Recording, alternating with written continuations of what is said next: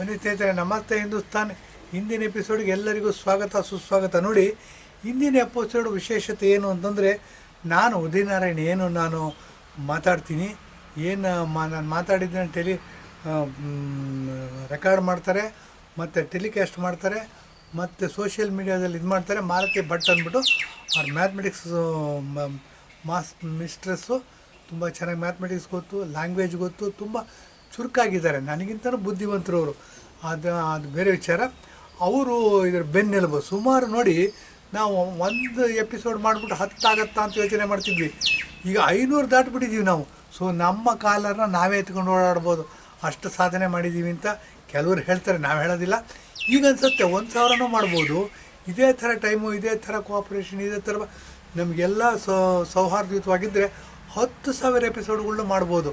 ಆ ದೃಷ್ಟಿಯಿಂದ ಬನ್ನಿ, ಹಿಂದಿನ ಎಪಿಸೋಡ್ಗೆ ನಾವು ಬಹಳ ಮಹತ್ವ ಕೊಡ್ತಾಯಿದ್ವಿ. ಏನು ಅಂತಂದರೆ 500 ಎಪಿಸೋಡ್ಗಳಾಯಿತು. ಸಮಾಜವನ್ನು ಜಾಗೃತಗೊಳಿಸಬೇಕು, ನಮ್ಮ ದೇಶವನ್ನು ಸ್ಟ್ರಾಂಗ್ ಮಾಡಬೇಕು. ದೇಶವನ್ನು ಸ್ಟ್ರಾಂಗ್ ಮಾಡಬೇಕು ಅಂತಂದರೆ ನಮ್ಮ ದೇಶ ನೋಡಿ ಅನೇಕ ಮೈಂಡ್ ಗೇಮ್ಗಳಲ್ಲಿ ಡಿವೈಡ್ ಆಗಿಬಿಟ್ಟಿದೆ. ಈ ಥರ ಡಿವೈಡ್ ಮಾಡಿರೋದು ಬ್ರಿಟಿಷರು ತಮ್ಮ ಅನುಕೂಲಕ್ಕೋಸ್ಕರ ಜಾತಿಯ ಪದ್ಧತಿನ ಮಾಡಿದ್ರು. ಜಾತಿ ಪದ್ಧತಿ ಮಾಡಿಬಿಟ್ಟು ಜಾತಿ, ಕ್ಯಾಸ್ಟು, ರಿಲಿಜಿಯನ್, ಧರ್ಮ ನೋಡಿ, ಹ್ಯುಮ್ಯಾನಿಟಿ, ಹ್ಯೂಮನ್ ವ್ಯಾಲ್ಯೂಸ್, ಮಾನವ ಧರ್ಮ ಅನ್ನೋದು ಬೇರೆ. ಕಳ್ತನ ಮಾಡಬಾರ್ದು, ಕೊಲೆ ಮಾಡಬಾರ್ದು, ರೇಪ್ ಮಾಡಬಾರ್ದು, ಬೇರೆ ಹೆಂಗಸನ ಅಕ್ಕ ತಂಗಿಯ ಥರ ನೋಡ್ಕೋಬೇಕು, ಇದೆಲ್ಲ ಮಾನವ ಧರ್ಮ. ಇದು ಆಚರಣೆಗೆ ತಂದ್ರೆ ಮಾತ್ರ ಇದಕ್ಕೆ ಬೆಲೆ ಇರುತ್ತೆ. ಬರೀ ಪುಸ್ತಕದಲ್ಲಿ ಇದು ಮಾಡಿಬಿಟ್ಟು ನನ್ನ ಹೆಸರಲ್ಲೂ ರಾಮ ಇದ್ದಾನೆ, ಸಿದ್ದರಾಮಯ್ಯ ಅಂತ ಹೇಳ್ಕೊಂಡು ಕರ್ನಾಟಕದ ಮುಖ್ಯಮಂತ್ರಿ ಆಗ್ಬಿಟ್ಟಿದ್ದಾರೆ. ಇಡೀ ಕರ್ನಾಟಕಕ್ಕೆ ಏನಾಗಿದೆ, ಅಕ್ಕಿ ಕೊಡ್ತೀವಿ ಅಂದರು, ಬಸ್ನ ಫ್ರೀ ಮಾಡ್ತೀವಿ ಅಂದರು, 200 ಎಲೆಕ್ಟ್ರಿಸಿಟಿ ಫ್ರೀ ಮಾಡ್ತೀವಿ ಅಂದರು. ಭಿಕ್ಷೆ ಕೊಟ್ಬಿಟ್ಟು ಎಲ್ಲಾದರೂ ಜನನ ಸ್ಟ್ರಾಂಗ್ ಮಾಡೋಕ್ಕೆ ಸಾಧ್ಯನಾ? ನಂಬರ್ 1 ಪ್ರಶ್ನೆ. 2ನೇ ಪ್ರಶ್ನೆ, ಭಿಕ್ಷೆ ತೊಗೊಂಡಿರ್ತಕ್ಕಂಥ ಜನ ದೇಶಭಕ್ತರಾಗಿ ಸಾಧ್ಯನಾ?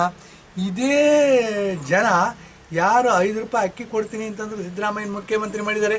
ಇದೇ ಜನ ಸಿದ್ದರಾಮಯ್ಯನವರೇ, ದಯವಿಟ್ಟು ನೋಡಿ, ನೀವು ತಿಳ್ಕೊಳ್ಳಿ. ನೀವು ಏನಾದರೂ ಇಮ್ರಾನ್ ಖಾನು ಪಾಕಿಸ್ತಾನದಲ್ಲಿ ಸೋತೋಗಿದ್ದಾನೆ, ಅವನ್ನ ಇನ್ನು ಜೈಲಿಗೆ ಹಾಕೋ ಪರಿಸ್ಥಿತಿ ಬಂದಿದೆ.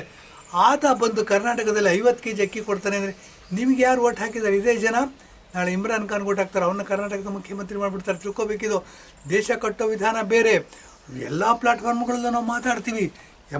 ಕರ್ನಾಟಕದ ಮುಖ್ಯಮಂತ್ರಿ ಆಗಿರ್ಬೋದು, ಉಪಮುಖ್ಯಮಂತ್ರಿ, ಯಾವುದೇ ರಾಜಕಾರಣಿ ಇರ್ಬೋದು, ಎಲ್ಲರೂ ಏನು ಮಾಡ್ತಾರೆ, ಬಸವಣ್ಣವ್ರ ಬಗ್ಗೆ ಮಾತಾಡ್ತಾರೆ. ಯಾಕೆ ಬಸವಣ್ಣವ್ರ ಬಗ್ಗೆ ಮಾತಾಡ್ತಾರೆ ಅಂದರೆ, ನಮ್ಮ ಕರ್ನಾಟಕದಲ್ಲಿ ಅತ್ಯಂತ ಮುಂದುವರೆದಿರ್ತಕ್ಕಂಥ ಜಾತಿ ಮತ್ತು ಜನಸಂಖ್ಯೆಯಲ್ಲಿ ನಂಬರ್ 1 ಆಗಿರ್ತಕ್ಕಂಥ ಜಾತಿ ಏನಾರು ಇದೆ ಅಂತಂದರೆ ಅದು ವೀರಶೈವರು ಮತ್ತು ಲಿಂಗಾಯತರು. ವೀರಶೈವ ಲಿಂಗಾಯತರು ಅಂತ ಹೇಳ್ಬೋದು. ಇವ್ರನ್ನ ನಂಬರ್ 1 ಜಾತಿಯವರು ಓಟಿನ ಇದರಲ್ಲಿ. ಸೊ ಇವ್ರು ಏನು ನಿರ್ಧಾರ ತೊಗೋತಾರೆ, ಅವರು ಕರ್ನಾಟಕದ ಮುಖ್ಯಮಂತ್ರಿ ಆಗ್ತಾರೆ. ಹಾಗಾಗಿ ಸಿದ್ದರಾಮಯ್ಯನವ್ರು ಇರ್ಬೋದು, DK ಶಿವಕುಮಾರ್ ಇರ್ಬೋದು, ಯಾವುದೇ ರಾಜಕೀಯ ಪಕ್ಷದವ್ರು ಇರ್ಬೋದು, ಎಲೆಕ್ಷನ್ ಬಂತು, ಲಿಂಗಾಯತರು ಜಾಸ್ತಿ ಇದ್ದಾರೆ ಅಂತಂದರೆ ಬಸವಣ್ಣವ್ರ ಬಗ್ಗೆ ಸಾಕಷ್ಟು ಮಾತಾಡ್ತಾರೆ. ಬಸವ ಕಲ್ಯಾಣಕ್ಕೆ ಅಷ್ಟು ದುಡ್ಡು ಕೊಟ್ಟೆ, ಇಷ್ಟು ದುಡ್ಡು ಕೊಟ್ಟೆ ಎಲ್ಲ ಹೇಳ್ತಾರೆ. ಇರಲಿ, ಇದೇನು ಅಂತಂದರೆ ಎಲೆಕ್ಷನ್ ಗಿಮಿಕ್ಸ್ ಅಂತ ಹೇಳ್ಬೋದು. ಇದನ್ನು ಏನು ಅಂದರೆ ಎಲೆಕ್ಷನ್ನಿನ ದೊಂಬರಾಟಗಳು. ಎಲೆಕ್ಷನ್ ಗೆಲ್ಲಬೇಕು, ಹಾಗೆ ಏನೇನೋ ವೇಷಗಳನ್ನ ಹಾಕ್ಕೊಂಡು, ಏನೇನೋ ನಾಟಕಗಳನ್ನ ಹಾಕ್ಕೊಂಡು ಓಟ್ ಪಡಿತಕ್ಕಂಥ ತಂತ್ರ ನಮ್ಮದಿದೆ. ಇದೆಲ್ಲ ರೀ ದೇಶ ಕಟ್ಟೋ ವಿಧಾನ. ಅದಕ್ಕೋಸ್ಕರ ನಾವು ಪದೇ ಪದೇ ಹೇಳ್ತೀವಿ, ಇಂಡಿಯಾ ದೇಶದ ಡೆಮಾಕ್ರಸಿ ಏನು ಅಂದರೆ ಬನಾನಾ ರಿಪಬ್ಲಿಕ್ ಅಂತ. ನೋಡಿ, ಇಲ್ಲಿ ಇಂಡಿಯಾ ದೇಶದ ಡೆಮಾಕ್ರಸಿ ಬನಾನಾ ರಿಪಬ್ಲಿಕ್ ಅಂದರೆ ನಾವು ಯಾರ ಜೊತೆ ಕಂಪೇರ್ ಮಾಡ್ಕೊತಿದ್ದೀವಿ ಅನ್ನೋದ್ರ ಬಗ್ಗೆ ಯೋಚನೆ ಮಾಡಿ. ಈ ರಾಜಕಾರಣಿಗಳಿದಾರಲ್ಲ, ವರ್ಷಕ್ಕೆ 2 ಸರಿ 3 ಸರಿ ಅಮೇರಿಕಕ್ಕೆ ಹೋಗಿ ಬಂದುಬಿಡ್ತಾರೆ. ಅಮೇರಿಕಾ 200 ವರ್ಷ ಆಯಿತು, 220 230 ವರ್ಷ ಆಯಿತು ಅವ್ರು ಸ್ವಾತಂತ್ರ್ಯ ಬಂದು, ಕ್ರಾಂತಿಯಾಗಿ ಸ್ವಾತಂತ್ರ್ಯ ತೊಗೊಂಡ್ರು. ಅವರು ಅತ್ಯಂತ ಹಳೆ ಡೆಮಾಕ್ರಸಿ, ನಾವು ಅದು ಅತ್ಯಂತ ಬಿಗ್ಗೆಸ್ಟ್ ಡೆಮಾಕ್ರಸಿ ಅಂತ ಹೇಳ್ಕೊತೀವಿ. ಅವ್ರು ಹೇಳ್ಕೊತಾರೆ ಇಲ್ಲ ಗೊತ್ತಿಲ್ಲ, ನಾವು ಹೇಳ್ಕೊತೀವಿ. ಯಾಕೆ ಅಂದರೆ ನನ್ನ ಬೆನ್ನು ಕೆಡಿತಿರುತ್ತೆ, ನೀ ಕೇರ್ಕೋ, ನೀ ಕೇರಿ, ನಿನ್ನ ಬೆನ್ನು ಕೆರಿತಿರುತ್ತೆ, ನಾ ಕೆರಿತೀನಿ ಅಂತ. ಅವ್ರ ಬೆನ್ನಿವರು, ಇವ್ರ ಬೆನ್ನು ಅವ್ರು ಕೇರ್ಕೊಂಡು ಏನಾಗಿದೆ, ನಮ್ಮ ಡೆಮಾಕ್ರಸಿನೇ ಇದಾಗ್ಬಿಟ್ಟಿದೆ. ಏನು ಅಂತಂದರೆ ಬನಾನಾ ರಿಪಬ್ಲಿಕ್, ಬನಾನಾ ಡೆಮಾಕ್ರಸಿ ಆಗ್ಬಿಟ್ಟಿದೆ. ಈ ಡೆಮಾಕ್ರಸಿ ಬನಾನಾ ಆಗಿದೆ ಅಂತಂದರೆ ಮುಖ್ಯವಾದ ಕಾರಣ ಯಾರು ಅಂತಂದರೆ, ನೋಡಿ, ರಾಜಕೀಯ ವ್ಯಕ್ತಿಗಳು, ರಾಜಕೀಯ ಪವರು ಆಳ್ತಕ್ಕಂಥವ್ರು, ಓಟ್ ಹಾಕ್ತಕ್ಕಂಥವ್ರು, ಇವ್ರ ಇಬ್ಬರ ಮಧ್ಯೆ ಬ್ರಿಡ್ಜ್ ಆಗಿರೋರು, ಸಂಪರ್ಕ ಸೇತುವೆ ಆಗಿರ್ತಕ್ಕಂಥವ್ರು ಜರ್ನಲಿಸಮ್ ಅಂತಾರೆ, ಪತ್ರಿಕೋದ್ಯಮ ಅಂತೀವಿ. ಪತ್ರಿಕೋದ್ಯಮ ಅಂತ ಬಂದಮೇಲೆ ಪ್ರಿಂಟ್ ಮೀಡಿಯಾ ಇರುತ್ತೆ. ಡೈಲಿ ನ್ಯೂಸ್ ಪೇಪರ್ ಇರ್ಬೋದು, ವಾರಪತ್ರಿಕೆ ಇರ್ಬೋದು, ಪಾಕ್ಷಿಕ ಇರ್ಬೋದು, ಮಾಸಿಕ ಇರ್ಬೋದು, ಅಥವಾ ವಿಶೇಷ ಇವುಗಳು ಇರ್ಬೋದು. ಇವರು ಸೇತುವೆ ಥರ ಕೆಲಸ ಮಾಡ್ತಾರೆ. ಇವರು ಭಾಳ ಹದಗೆಡಿಸ್ಬಿಟ್ಟಿದ್ದಾರೆ. ಏನು ಅಂದರೆ, I am responsible for what I say. ಹಗಲೆಲ್ಲ ಹೇಳ್ತಿರ್ತೀನಿ ನಾನು, I am not responsible for what you understand. ಅವ್ರೇನೋ ಹೇಳ್ತಾರೆ, ಇವರೇನೋ ಅರ್ಥ ಮಾಡ್ಕೋತಾರೆ, ಇವ್ರ ಮೇಗಿನರಿಗೆ ಇವ್ರು TRP ಜಾಸ್ತಿ ಮಾಡಬೇಕಾಗಿರುತ್ತೆ. ಇವರು ಬಿಸ್ನೆಸ್ ಹೌಸ್ ಆಗಿಡ್ಕೊಂಡ್ಬಿಟ್ಟಿದ್ದಾರೆ.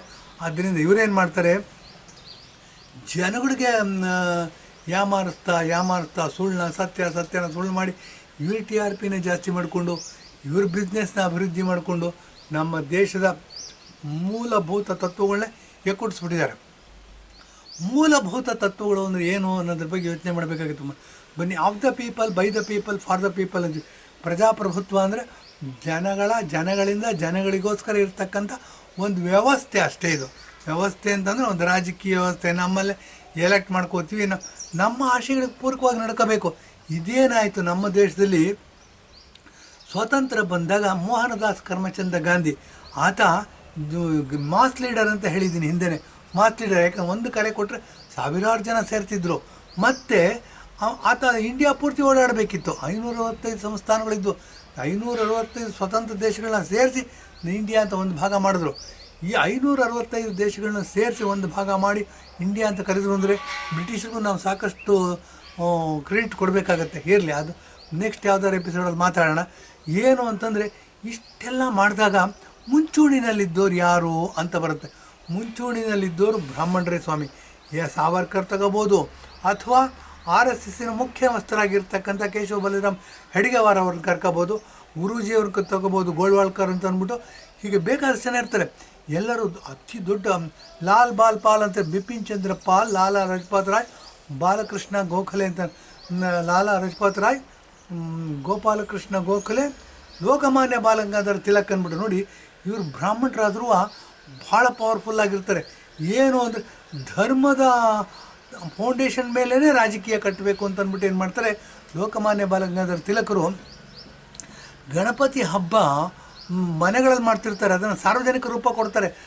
ಬೀದಿಗಳಲ್ಲಿ ಇಡ್ತಕ್ಕಂಥದ್ದು, ಮೊಹಲ್ಲಾಗಳಲ್ಲಿ ಇಡ್ತಕ್ಕಂಥದ್ದು, ಊರುಗಳಲ್ಲಿ ಇಡ್ತಕ್ಕಂಥ, ಮೊಬೈಲಲ್ಲಿ ಇಡ್ತಕ್ಕಂಥದ್ದು ಏನಾಗುತ್ತೆ, ಇದನ್ನು ಸಾರ್ವಜನಿಕ ರೂಪ ಕೊಟ್ಬಿಟ್ಟು ಒಂದು ಶಕ್ತಿಯಾಗಿ ಪರಿವರ್ತನೆ ಮಾಡೋದಕ್ಕೆ ನೋಡ್ತಾರೆ ಹಿಂದೂಗಳು ಇವತ್ತಿಗೂ ಅಷ್ಟೇ. ಏನಾದರೂ ಹಿಂದೂ ಶಕ್ತಿಯಾಗಿ ಪರಿವರ್ತನೆ ಆಗಬೇಕು ಅಂತಂದರೆ ಮೈಂಡ್ ಸೆಟ್ಟನ್ನ ಚೇಂಜ್ ಮಾಡಬೇಕು.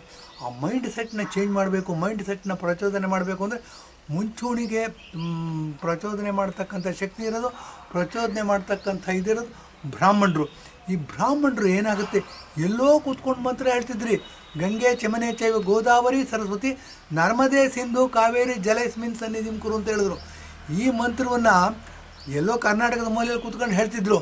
ಆದರೆ ಇದು ಯಾರು ನಮ್ಮ ಮೇಲೆ ಆಕ್ರಮಣ ಮಾಡ್ತಿದ್ರು ಅವ್ರಿಗೂ ಕಿವಿ ಮುಟ್ಟೋದು. ಇವು ನಾಯಿ ಬೊಗಳಿದ್ರೆ ಹೇಗೆ ಇದಾಗುತ್ತೆ, ಹಾಗೆ ಒಂದು ಅವೇರ್ನೆಸ್ ಬರೋದು, ಮತ್ತು ಹೆದರಿಕೆ ಬರೋದು. ಹೌದು, ಎಲ್ಲೋ ಮೂಲೆಯಲ್ಲಿ ಕೂತ್ಕೊಂಡ್ರು ನಂದು ಅಂತ ಇಲ್ಲಿ ಹೋಗಬೇಕು ಅಂದರೆ ಇನ್ನೊಂದು ಡಬಲ್ ಯೋಚನೆ ಮಾಡಬೇಕು ಅಂತ ಯೋಚನೆ ಮಾಡಿ ಆಕ್ರಮಣಕಾರಿಗಳು ಅನೇಕರು ಅಲ್ಲೇ ಸೋತು ಹೋಗ್ಬಿಡೋರು.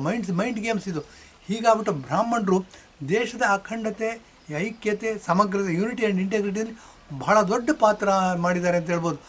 ಸಾವರ್ಕರ್ನ ಇವಾಗ ಅನೇಕ ಕಾರಣಗಳಿಗಾಗಿ ವಿರೋಧಿಸ್ತೀವಿ. ಯಾರು ಅಂಡಮಾನ್ ನಿಕೋಬಾರ್ಗೆ ಹೋಗ್ತಾರೆ, ಯಾರು ಸೆಲ್ಯುಲರ್ ಜೈಲನ್ನ ನೋಡ್ಕೊಂಡು ಬರ್ತಾರೆ, ಯಾರು ಕಾಲಾಪಾನಿ ಬಗ್ಗೆ ಕೇಳಿದ್ದಾರೆ, ನೋಡಿದಾಗ ಅನಿಸುತ್ತೆ ಸಾವರ್ಕರ್ ಎಷ್ಟೊಂದು ಕಷ್ಟಪಟ್ಟಿದ್ದಾರೆ ಅಂತ. ಇದೆಲ್ಲ ನೋಡಿದಾಗ ನಾವು ಬ್ರಾಹ್ಮಣರು ಎಚ್ಚೆತ್ಕೊಳ್ಳೋದೇ ಅಲ್ವಾ? ಹೀಗೇನಾ ಯಾವುದೋ ಮೂಲೆಯಲ್ಲಿ ಕೂತ್ಕೊಂಡು ಮಂತ್ರ ಹೇಳ್ಕೊಂಡು ಮಕ್ಕಳನ್ನ ಮೊಮ್ಮಕ್ಕಳನ್ನ ಇಂಜಿನಿಯರ್ ಡಾಕ್ಟ್ರೇಟ್ ಮಾಡಿಬಿಡ್ತೀವಿ, ಅಮೇರಿಕಕ್ಕೆ, ದುಬೈಗೆ, ಆಸ್ಟ್ರೇಲಿಯಾಕ್ಕೆ, ನ್ಯೂಜಿಲೆಂಡ್ಗೆ ಎಲ್ಲೆಲ್ಲ ಕಳಿಸ್ಬಿಡ್ತೀವಿ.